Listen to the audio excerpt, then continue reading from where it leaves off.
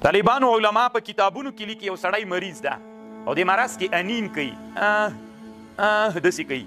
دغه انین د مریض چې دا ګناه ده که نه په مرض کې؟ نو طالبانو علامه امام سیوطي رحمه الله په منتهى الاعمال کې داسې لیکلي دي. هغه وایي دا انین دوه معناوې لري. کله سړی د ځګروۍ په مرض کې چې کوي د ده مقصد دا وي چې دی د الله په قضا باندې ناراضه ده.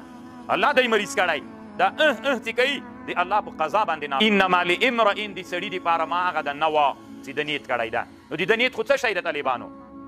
د ده نیت خو دا ده چې د الله د قضا باندې ناراضه ده. هغه د ناراضګۍ دپاره څوک کوي؟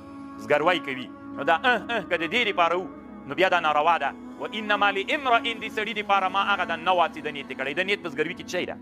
په قضا د الله ناراضتوب بیا حرام او ناروا ده. او که چېرته د ده مقصد داسې و کله کله چې سړی د مرض سخت شي باندې د انسان طالبانو الله داسې جوړ کړی کله د انسان په زړه کې چې غمونه ولې واده سره د سړي غمونه کم سي؟ دا طالبانو د واده سره د سړي غمونه کمیږي. نو کله چې تا ته په زړه کې مرض څنګه چې مرض ونیولې دا مرض کله په سړي باندې درد راسي ډېر درد نو غیر اختیاري دا د سړي نه کېږي یا انین د سړي نه کېږي دا ځګروی دغه ځګروي باندې په سړي باندې هغه درد سپکېږي. نو دی چې دا انین اوس ګروېدا کوي د دې مقصد نه وي چې قضا د الله باندې ساخط او ناراضه ده بلکې هغه ازاله د درد کوي له ځان هغه په ځان باندې سپکوي.